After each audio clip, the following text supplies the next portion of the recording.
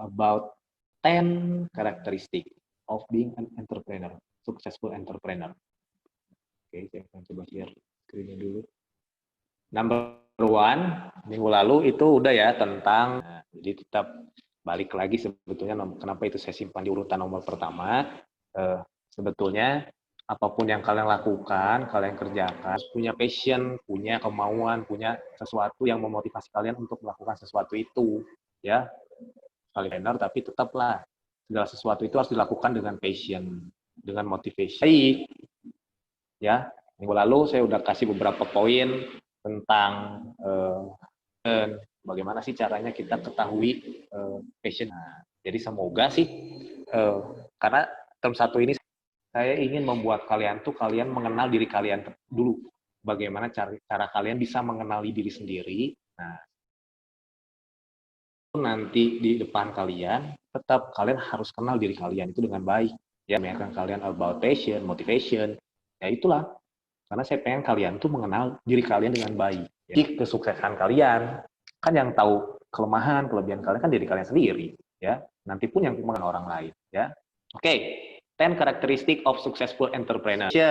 Ya, jadi saya harap sudah mulai terbuka pikiran kalian about your passion. What is your passion tuh akhirnya udah bisa terjawab di akhir term 1 ini ya. Udah tahu nih passion kamu tuh apa. Ya.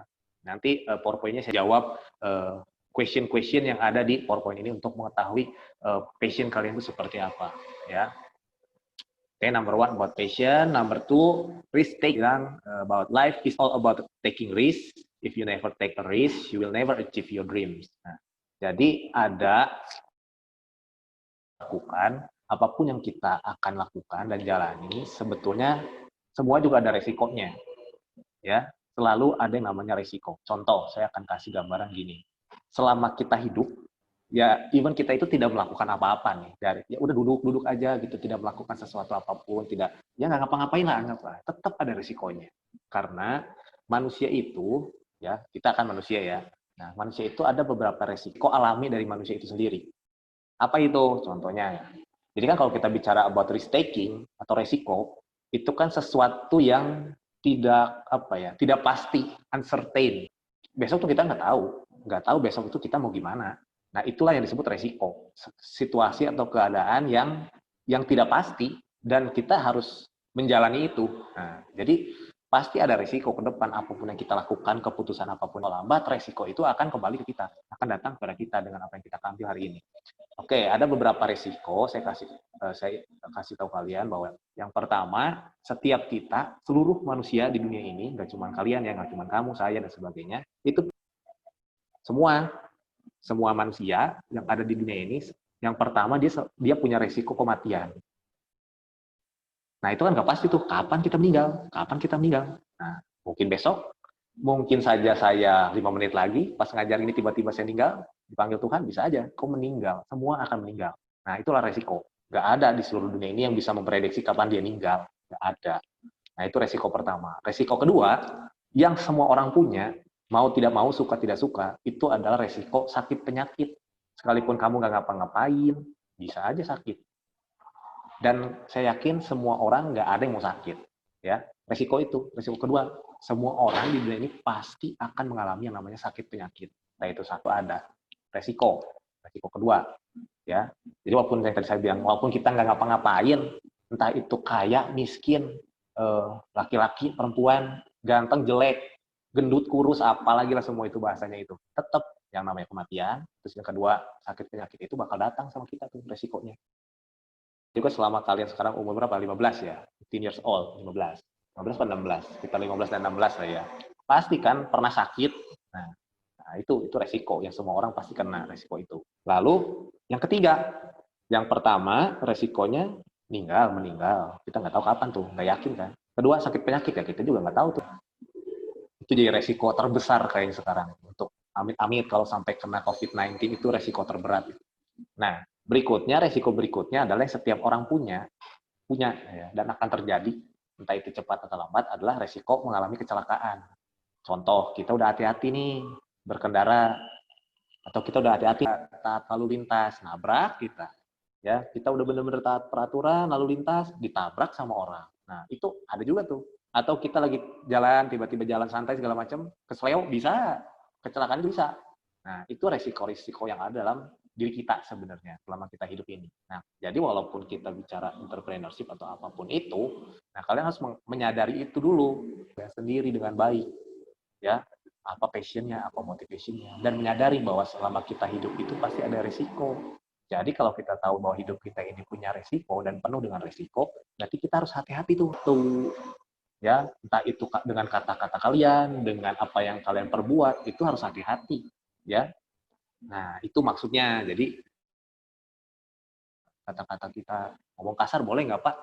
Ya kalau menurut saya sih boleh-boleh aja, sok aja, tapi tanggung resikonya ya. Resikonya itu bukan orang lain yang nanggung loh, resikonya itu kalian yang nanggung kalau melakukan itu. Kalau kalian lakukan hal yang negatif, ya resikonya itu bakal datang sama kalian lagi nanti, entah itu cepat atau lambat. Nah, kalian sendiri yang tanggung ya. Banyak yang bilang, banyak yang cari ditato Pak, boleh nggak sih Pak? Ya nggak ada yang bilang bukan masalah boleh atau nggak boleh. Saya bilang tergantung itu keyakinan kamu gimana, pertama. Kedua, resikonya, tahu nggak kamu resikonya kayak gimana? Resikonya selalu ada, entah itu yang kamu lakukan. Bicara risk taking itu bukan masalah yang negatif ya, bukan hal-hal yang menyeramkan, tapi kalau kita melangkah dengan sesuatu yang baik, pasti hasilnya baik gitu. Nah itu yang disebut risk taking ya. Life is all about risk. Itu kuncinya. Kalau kamu nggak berani ambil resiko, kamu nggak bisa mencapai mimpi kamu, apapun mimpi kamu. Next, successful entrepreneurs believe in themselves and enjoy what they do. Nah, kamu harus yakin dengan diri kamu ya. Can you focus and have faith in your ideas? Can you demonstrate discipline and dedication despite distractors? Nah, self-belief dan hard work itu selalu berdampingan. Kerja keras, hidup ini perlu kerja keras. Ya, jangan kalian harus menyadari bahwa segala sesuatu itu harus didapatkan dengan usaha. Kalau yang kelas IPS ya, kita belajar di kelas ekonomi kan, ya perlu ada pengorbanan yang harus kita keluarkan untuk kita mendapatkan sesuatu untuk memenuhi kebutuhan kita. Nah sama, nggak cuma itu. Intinya selama kita hidup kita harus kerja keras. Kamu sekarang sebagai murid di sekolah, kamu harus kerja keras dong supaya nilai kamu baik. Jangan males-malesan, nggak ada motivasi belajar, ya nggak ada daya, nggak ada keinginan kuat gitu untuk melakukan sesuatu. Kayaknya udahlah, bodo amat lah, terserah aja lah. Jangan. Kamu harus punya keyakinan bahwa diri kamu itu bisa asal kamu kerja keras. Ya, jangan belum dicoba, nggak bisa. Aduh, udah Pak, susah Pak. Dicoba aja belum. Aduh, nggak bisa. Kasih soal matematika nih, satu. Ya, aduh susah. Dikerjain aja belum, memegang pena aja belum, ngambil kertas aja belum buat nyoba. Udah bilang susah. Suka dengan murid-murid lah atau siswa-siswa sebagai pelajar, kalau misalkan ditanya gurunya, misalkan apa jawabannya gimana, apa yang maksud dengan ini, nggak tahu. Saya paling kurang suka lah kalau ada, ya bayangin aja lah kalau kamu jadi orang tersebut ya, ditanya terus jawabannya nggak tahu. Saya nanya, saya pernah negur beberapa kali, ya sama lah karena saya homeroom, saya banyak negur siswa juga lah ya. Saya nanya, kenapa kamu telat ngerjain PR? Jawabannya, saya nanya, kamu biasa Sabtu Minggu ngapain? Nggak tahu. Masa jawabannya semua, dia hanya cuma satu jawaban, nggak tahu. Nah, itu nggak boleh. Harus tahu, kamu harus cari tahu. Kalau yang namanya kita cari tahu, berarti perlu yang namanya hard work, kerja keras, ada yang harus kita lakukan. Ya, self-belief, keyakinan akan diri kamu sendiri, and hard work will always earn you success. Nggak ada rasanya. Kalian udah tahu tentang kemarin 10 orang terkaya di dunia, dari mulai Jeff Bezos, Mark Zuckerberg, ada Steve Wozniak, dan sebagainya. Itu nggak ada tuh. Mereka berhasil dan mereka tidak kerja keras. Nah, itu. Ada nggak orang di dunia ini yang nggak kerja keras tapi berhasil? Kayaknya nggak ada. Ya. Nah, makanya number 3 ini, self-belief and hard work itu jadi satu kesatuan. Gimana kamu mau kerja keras kalau kamu sendiri nggak yakin sama diri kamu dengan apa yang kamu lakuin itu? Dibalik, nggak tahu, saya nggak tahu. Nyontek, kenapa kamu nyontek? Tahu nggak nyontek itu salah? Nggak tahu. Ya, saya pernah negur salah satu murid karena dia berani lawan orang tuanya depan muka saya. Ya, aku semarahin, kamu tahu nggak yang kamu lakukan itu salah? Masa bentak orang tua kamu depan orang lain? Nggak tahu jawabannya. Nah, kacau tuh kalau udah kayak begitu ya. Nah, jadi coba kalian gali, makanya kenali diri kalian sendiri. Kalau memang kalian udah tahu apa yang kalian menjadi passion kalian, yang mau motivation kalian, kalian udah menyadari bahwa ada resiko di depan, mau jadi apapun di depan, kalian udah tahu tuh resikonya seperti apa. Nah, tinggal bagaimana kalian meyakinkan diri kalian sendiri bahwa kalian yakin tuh akan mencapai mimpi itu. Kalian akan jadi sukses. Tapi perlu proses ini. Gak semua orang senang dengan yang namanya proses. Nah, oke? Next. Kita continue number 4, adaptability and flexibility. Nah, ini saya jadi satu inilah ya, key success key lah ya di nomor 4. Adaptability and flexibility. Successful entrepreneurs welcome all suggestion for optimization or customization that enhance their offering and satisfy market and customer needs. Can you be flexible in adapting to that? Kalau kita jadi entrepreneur ini wajib. Kita harus bisa mengadaptasi, harus bisa beradaptasi, harus bisa mengikuti apa yang disebut dengan tren di market, di pasar seperti apa. Kita lihat customer needs seperti apa. Nah, tapi kalau misalkan kita adaptasikan dalam kehidupan sehari-hari, bisa nggak sih adaptability and flexibility? Karena ini sebuah kemampuan, ya, ability, kemampuan untuk beradaptasi. Apa sih beradaptasi? Kalian pernah tahu nggak sih binatang bunglon? Kalian tahu di sini bunglon? Nah, si bunglon itu kalau dia nempel di benda berwarna merah, dia jadi merah. Kalau dia nempel di dahan pohon atau di daun, dia jadi hijau. Atau dia tadinya hijau di daun, terus dia pindah ke ranting atau ke pohon, dia berubah tuh jadi coklat. Nah, itu bunglon. Itu dia belajar beradaptasi. Contoh, simpelnya ya, sebelum kita bicara entrepreneur. Sekarang sekolah harus online. Nggak semua tuh bisa beradaptasi dengan baik. Kami pun guru, butuh waktu untuk beradaptasi. Kalian juga sama. Biasa datang ke sekolah, diantar, bangun pagi, nggak boleh bawa HP, gadget disita, biasanya di rumah kan. Nah, sekarang harus online. Tidak bertemu, nggak semua orang bisa beradaptasi. Kalian seharian duduk di depan laptop, belajar di depan layar, itu nggak semua bisa. Tapi mau nggak mau kita harus. Karena kondisi yang memaksa kita seperti itu. Ya, dan harus fleksibel. Ada not only adaptability, tapi flexibility. Artinya, nih di sebelah kanan layar ada plan B. Nah, kita harus punya rencana, beberapa rencana. Kalau rencana pertama gagal, nah kita punya rencana berikutnya. Ya, harus beradaptasi. Ya, kalian harus belajar. Apalagi kalian udah SMA, harus bisa belajar beradaptasi dengan baik. Kalau ketemu orang seperti ini, ngomongnya gimana ya? Kan nggak mungkin kamu ngobrol, kamu ngomong, semua orang disamaratakan cara ngomongnya. Kamu ngomong sama saya, pasti kan beda dengan cara kamu sama teman kamu. Beda semuanya. Nah, itu tuh kamu harus belajar adaptasi di situ. Itu baru bicara, kita ngobrol, bicara dengan misalkan orang yang lebih tua usianya, ada orang yang lebih muda, atau yang seumuran. Perlu tuh, ya perlu adaptability kondisinya. Nanti mungkin sekolah akan buka nih, boleh buka nih. Tapi kan perlu banyak adaptation yang harus pakai face shield, ya harus cuci tangan dulu, harus jaraknya antar teman dan teman itu 2 meter, 1,5 sampai 2 meter. Gak boleh itu nanti harus bisa. Dan flexibility artinya gini, kalau dilihat dari adaptability dan flexibility, kita menerima masukan atau suggestion dari orang lain. Nih, makanya saya kasih garis bawah nih, welcome all suggestion. Menerima semua, kalau kita dikoreksi, kan yang tahu kelemahan kita itu kan orang lain. Kita tuh dilihat sama orang lain. Kalau orang lain itu kasih suggestion sama kita, berarti itu untuk tujuannya itu bukan untuk menjatuhkan kita. Ya, makanya kenapa tiap minggu kenapa sih kalian harus isi reflection? Itu sama, welcome. Kami guru welcome dengan suggestion yang kalian kasih. Supaya karena kondisinya sekarang ini semua harus dimulai dari nol. Nggak ada yang expert, nggak ada yang jago dengan kondisi saat ini dengan coronavirus. Nggak ada di seluruh dunia ini yang jago memprediksi virus ini selesai pun nggak tahu kapan. Nggak ada yang tahu. Ini ibarat kita start from zero, mulai semuanya dari nol. Kita harus adaptasi, suggestion. Ada masukan apa nih? Oke, contoh kemarin, ternyata laptopnya nggak kompatibel nih. Laptopnya Pak Dinan ini tidak kompatibel. Oke, berarti apa yang harus saya lakukan? Oke. Lalu berikutnya apa lagi? Ada masukan apa lagi? Nah, terus tuh seperti itu. Supaya hari demi hari, day by day, ke depannya itu jadi lebih baik. Nah, seperti itu. Kalian pun sama, orang information ke saya tentang kalian. Ya kalian juga harus, kalau misalkan saya tegur kalian, saya fleksibel dong. Ayo berubah, nggak gampang memang, tapi harus ya adapting to dynamic. Jadi segala sesuatu itu pasti akan berubah. Nah, orang yang tidak berhasil itu orang yang tidak bisa beradaptasi dan tidak fleksibel dalam hidupnya. Ya, kalau misalkan saya nggak fleksibel, kalian harus datang sekolah tiap hari Senin. Ya, saya nggak bisa. Saya bakal dipecat sebagai guru di sekolah ini. Karena saya nggak fleksibel. I don't have any flexibility. Nggak ada.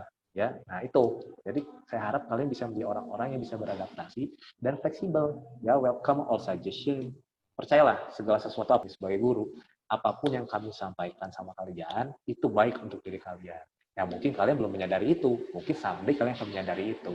Ya. Next, number 5, understand the market.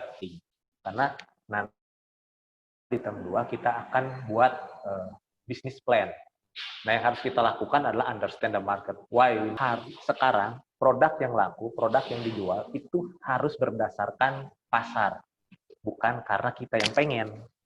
Ya, kalau kita pengen kan banyak tuh produk aneh-aneh. Tapi jalan dan sebagainya, nah, kita harus tahu tuh, kita harus belajar untuk understand the market. Ya, makanya nanti kita coba belajar juga sedikit about market research. We identify topik sekarang apa nih, produk apa nih, usaha apa nih, ya. Terus market analysis, kita akan analisis pasar seperti apa, marketing plan, SWOT analysis, competitive analysis, price analysis. Jadi kan belajar menganalisis. Artinya kita dan kalian sebagai siswa dalam tanda kutip, kan saya selalu bilang sama kalian, itu sudah bukan anak atau belum, anak kecil dan orang ya, artinya bukan anak kecil lagi lah ya. Itu cuma satu, kemampuan dalam menganalisis.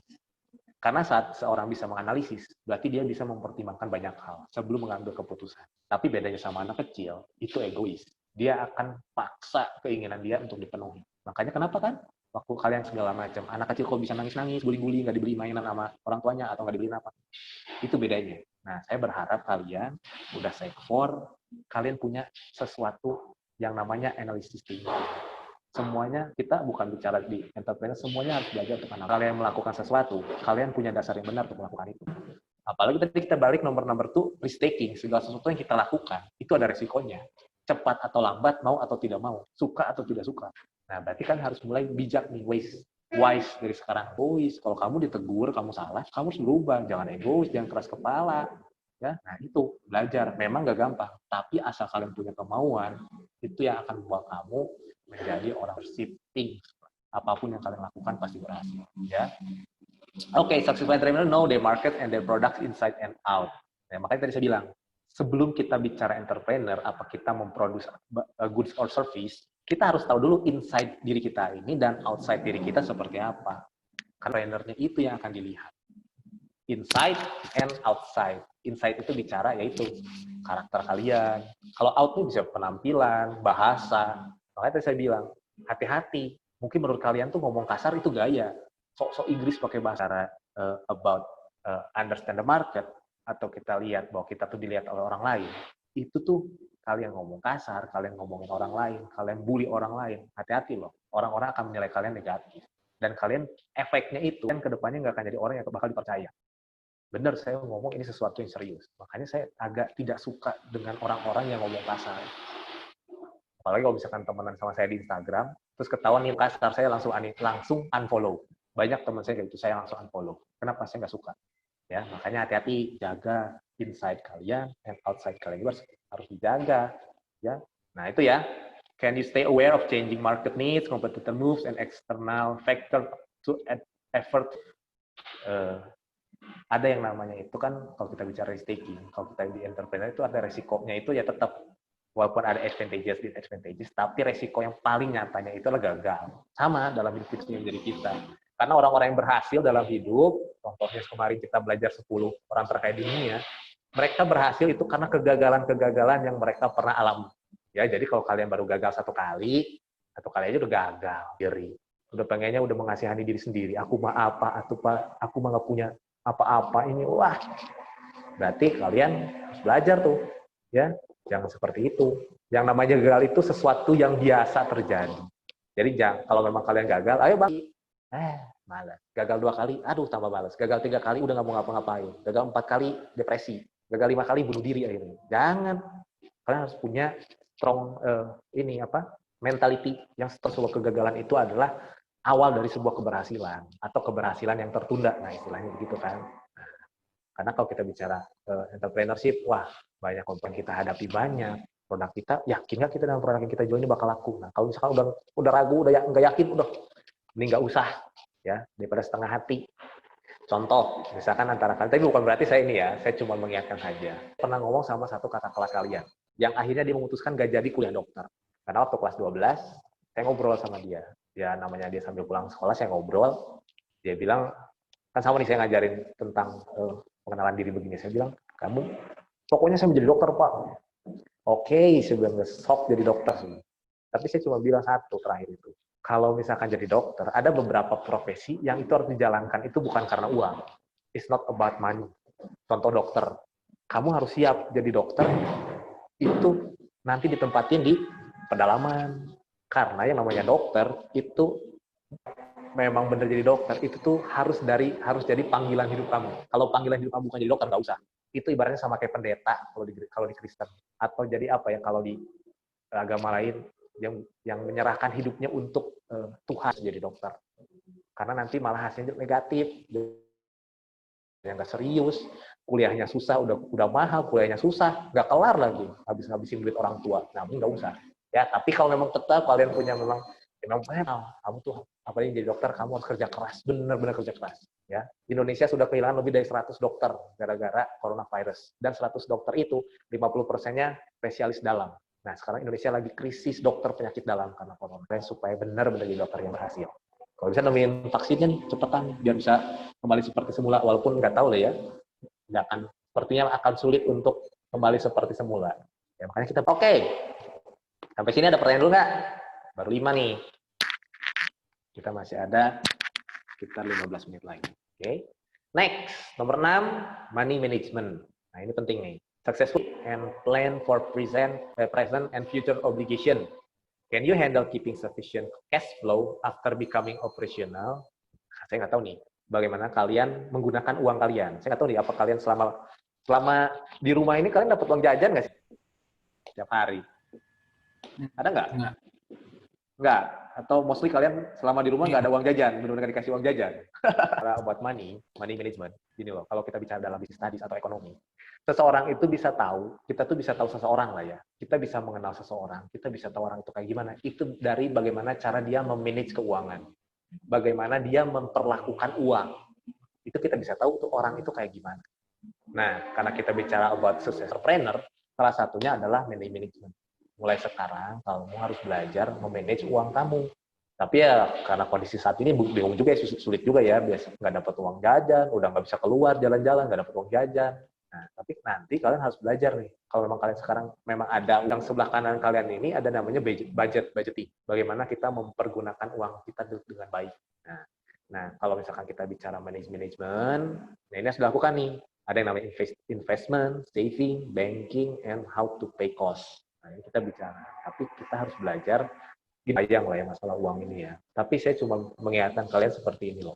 Kalian harus menyadari bahwa uang yang kalian dapat dari orang tua kalian lah ya, termasuk aset-aset kalian, entah itu gadget, pakaian yang kalian pakai, semualah fasilitas yang orang tua kasih itu kan pakai uang tuh belinya. Nah, saya menghargai ya bagaimana kalian menghargai uang, karena uang itu didapat dengan kerja keras. Ya, sekalipun dalam tanda kutip, babi ngepet gitu istilahnya kan, kita nyuri uang orang, balik lagi jadi manusia, tetap duit. Nah, kalian harus mulai menyadari bahwa uang yang kalian dapatkan itu hasil dari kerja keras orang tua kalian. Dan kalian harus hargai itu. Kenapa? Kalau kalian nggak menghargai uang, kalian akan seenaknya sama orang. Kamu minta orang tua kamu yang harganya 25 juta. Orang tua kamu tuh dapat duit 25 juta itu bisa keringat darah itu dari duitnya itu. Dan kamu seenaknya cuma minta itu doang. Nah, kamu harus belajar di situ, menghargai uang. Aduh, lihat dong, HP saya masih bagus, ya udahlah gitu. Tapi kan masih bagus, ya nggak usah banyak. Karena kalian harus belajar menghargai uang yang didapatkan itu hasil dari kerja keras. Kamu nggak tahu tuh orang tua kamu tuh kerjanya kayak gimana. Makanya saya pernah bilang, kalau orang tua kalian pengusaha atau dia punya toko, nah Sabtu Minggu tuh bantuin tuh, jagain toko, dapat duit tuh gimana caranya. Supaya kalian belajar menghargai yang namanya uang. Karena uang ini akar dari segala kejahatan. Ya, kalau kamu nggak bisa manage uang dengan baik, kamu jahat nanti, mencuri, merampok, ya, merusak banking, buat usaha, kamu beli buat beli narkoba, beli minuman keras, beli rokok, beli sesuatu yang merusak diri kamu. Nah, makanya hati-hati. Ya, nah ini penting. Perlu yang namanya planning atau perencanaan. Successful entrepreneurs make plans as much as possible, but unforeseen possibilities. What are your time and money targets? Are they feasible? Planning harus punya rencana. Jangan gimana nanti. Yang tadi saya bilang, gimana nanti aja lah. Harus balik sekarang. Nanti gimana? Ya saya harap gini, walaupun justru gini, selama kalian banyak di rumah, harusnya kalian tuh membuat banyak planning untuk diri kalian ke depan seperti apa. Kalian menjadi lebih baik. Yang lebih baik sebelum corona terjadi. Nanti anggaplah misalkan minggu depan tuh COVID-19 itu akhirnya selesai itu semua. Nah, saya harus punya target belum corona. Nah, saya juga harap kalian juga sama seperti itu. Buat planning, walaupun nggak tahu nih gimana ya, kita sesuatu yang nggak jelas ke depan corona ini. Buat planning. Kamu butuh nanti bahasa Inggris buat ke luar negeri, internasional, belajar tuh. Apalagi yang kamu pelajari, banyak. Kamu bisa mempelajari segala sesuatu dan planning. Tiap harinya kamu tuh mau ngapain. Jangan tiap hari kamu cuma bangun pagi, sarapan, sekolah, main game, tidur, bangun cuma kayak begitu. Cuma wasting ngabisin waktu. Jangan, taatkan waktu itu dengan baik. Ya, buat planning tiap hari, jadwal harian kalian tuh mau ngapain nih hari ini. Hari Sabtu, nggak ada sekolah, mau ngapain?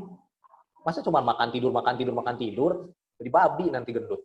Nah, itu harus buat planning tuh. Ngapain ya, saya mau ngapain Sabtu ini ya? Nah, planning tuh, buat planning tiap hari. Supaya tadi, kalau kita bicara successful entrepreneur, make plans as much as possible. Segala sesuatu dilakukan. Ya, nggak tahu nih kalau kalian di sini ada yang pernah case. Itu kan rame tuh beberapa bulan lalu. Walaupun sebenarnya kan nggak boleh ditonton tuh sama usia kalian. Itu 18 plus.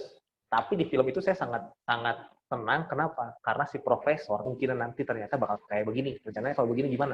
Sampai akhirnya planning itu berhasil. Itu yang disebut planning. Nah, jadi harus tahu tuh mau ngapain ke depan seperti apa. Kalau misalnya gagal, apa yang sudah dilakukan? Nah, ada beberapa planning. Next, karena waktunya berjalan terus. Networking abilities. Mentors and build network to see valuable advice. Can you create a network to tap for solution? Nih, ini juga penting. Makanya saya gini loh, saya kayaknya sering banget ngomong kalau misalkan sama murid-murid di sini lah ya. Jangan pernah ada yang namanya grouping-grouping di dalam kelas. Jangan ada yang namanya grouping-grouping dalam pertemanan. No, jangan. Justru kamu harus punya teman sebanyak mungkin. Karena dengan abilities nanti. Sekarang kalau kamu jadi entrepreneur, kamu mau jualan, kamu nggak punya teman, kamu mau jualan sama siapa? Internet, nggak bisa. Apalagi sekarang orang udah pinter. Nggak punya teman, punya banyak teman, kamu punya banyak networking, kamu jual sama teman kamu, misalnya kamu punya teman 1.000, minimal ada 500 tuh yang beli setengah. Kenapa? Karena punya teman. Oh, ini punya sendiri. Belilah, pikir, ya udahlah, bantuin teman. Orang akan berpikir seperti itu. Nah, please, makanya jangan istilahnya gitu, bahasa saya itu jangan so eksklusif. Gue dong, geng gue paling keren. Jangan. Justru kamu tuh harus belajar mengenal banyak teman kamu. Semakin banyak kamu kenal teman kamu. Kalau kita bicara entrepreneur, based on the market. Jadi tahu nih, oh teman-teman saya ini lagi suka, misalkan boneka Barbie. Nah, saya harus jualan apa? Boneka Barbie, jual sama mereka. Laku. Teman saya lagi suka yang namanya tahu kriuk. Bikin tuh tahu kriuk, jual sama mereka. Mau. Nah, jadi please ya, kalau yang merasa kalian, aduh so eksklusif, jangan please. Perbanyak pertemanan. Sekfor ini ada 35 siswa. Apakah kalian mengenal satu sama lain? Tapi kan biasanya kalau di sekolah kan kelihatan sih, ini ngegeng sama ini, geng ini sama ini. Apalagi kalau makan siang tuh duduknya harus bareng terus sama itu. Kenapa sih harus bareng-bareng terus? Ya, please ya. Jadi walaupun sekarang kondisinya seperti ini, online, tetaplah kalian harus ada fellowship yang di grup, ngobrol, sharing, cerita. Jangan merasa eksklusif. Ya, perbanyak pertemanan kalian. Nggak rugi kok. Banyak teman itu nggak rugi. Karena salah satu yang membuat kalian sukses itu adalah mungkin aja teman kalian. Ya, kita nggak pernah tahu tuh 5 tahun ke depan, 10 tahun ke depan, ternyata ada teman kita saat ini, ternyata itu 10 tahun kemudian itu yang bikin kita sukses. Tapi karena kita sekarang nggak bangun network sama dia, nggak kenalan, karena kita merasa diri kita mungkin lebih baik, diri kita lebih oke. Nggak nyambung dia mah gitu. Jangan pikir saya gitu. Oke? Next. Number 9. Not every attempt ends in success. Successful entrepreneur know when to cut their losses and try something different rather than continue to lose money in a failing venture. Can you leave a venture if it fails? Nah, ini balik lagi ke risk taker. Seorang entrepreneurship itu tahu kapan harus istilah dalam kasar-kasar itu harus tutup usahanya atau tetap berjalan. Ya, hari ini masih rugi. Contoh, example. yang dia jalankan itu 3 tahun, itu zero profit, minus malah. 3 tahun usaha, zero, itu udah gak ada harapan. Tapi karena dia itu yakin dengan diri dia dan apa yang dia lakukan, berhasil. Tapi dia tahu, berarti tadi makanya saya bilang, belajar yang lain. Apa yang harus saya ambil, keputusan apa yang harus saya ambil. Nah sama ini, kalau kalian sekarang udah menyadari nih, bahwa apa yang buang-buang tenaga, buang-buang aset orang tua, ya jangan dijalani lagi, jangan dilakukan lagi. Ya, nggak menghasilkan sesuatu yang baik. Ingat ya, kalau dalam kita bicara buat bisnis, kewirausahaan, itu pada akhirnya harus diukur dengan nominal, dengan uang. Kamu berjam-jam habisin waktu, tapi nggak ngasilin apa-apa. Buat layar terus, mata rusak, badan rusak. Ingat, kalau misalnya kalian udah menyadari sekarang apa yang kamu lakukan sekarang itu kurang baik, nggak menghasilkan, ya nggak usah lakukan. Cari sesuatu yang menghasilkan, yang bisa kalian lakukan. Menghasilkan sesuatu yang baik untuk diri kalian dan orang lain. Itu. Ya, belajar berarti di situ untuk yang namanya tadi, menahan diri. Ada di sini itu menahan diri istilahnya. Ya, control your emotion. Mengontrol emosi kamu. Ya, nah seperti ini. Oke. The last one. Number 10, self-doubt, do not too much. Nah, ini juga sebenarnya jadi masalah di usia remaja seperti kalian. Self-doubt, ya. Tapi, yang namanya kalian not only for entertainment. Self-doubt ini, please, kalian juga harus mulai belajar. Jangan, but not too much. Successful entrepreneurs do get check. Can you do this? Do you want this? Nih, contohnya, self-doubt itu, misalkan, I'm not a good enough. I must be perfect. Nobody love me. I'm not worthy. I can't do it. I must salah. Aduh, saya kok nggak sempurna. Saya tidak cukup terlalu baik. Saya melakukan banyak kesalahan. Nggak ada orang yang sayang sama saya. Nggak ada orang yang memperhatikan saya. Nggak ada orang yang peduli sama saya. Aduh, please. Mungkin saat kalian gagal, mungkin ini akan muncul. Tapi please, don't too much. Not too much. Ya, balik lagi. Kegagalan itu sesuatu yang biasa. Jadi kalian harus move on. Terus mengasihani diri sendiri yang sebelah kanan ini. Ini aja terus. Akhirnya membuat kalian nggak confidence, kalian nggak percaya diri. Jangan, please. Atau kalau misalkan sekarang kalian ada yang merasa seperti ini, please stop now. Yuk, semangat. Jalani lagi passion kalian. Mimpi kalian itu diciptakan, itu sempurna. Semua orang itu diciptakan, pasti ada tujuan, istilahnya tujuan untuk diciptakan ada di dunia ini, pasti ada tujuan. Tapi please ya, jangan mengasihani diri sendiri. Kamu tuh kamu jangan merasa kamu tidak berharga. Ya, jadi please self-doubt, do not much, but not too much. Ya, oke. Segala sesuatu itu akan baik-baik saja. Ya, jadi please kalian yang merasa rendah diri, nggak confidence, takut, merasa khawatir, please stop. Udah, jangan. Kalau gagal nanti usahanya yang kalian lakukan nggak berhasil, ada opportunities kalian ikut lomba, ikut segala macam gagal, nggak juara, nggak menang, nggak apa-apa terus berjuang. Karena kita, kalau saya yakin.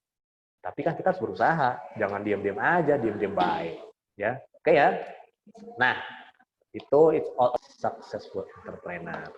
Jadi, term 1 ini kita tutup dengan 10 karakteristik ini. Dan saya harapkan kalian coba dari sekarang.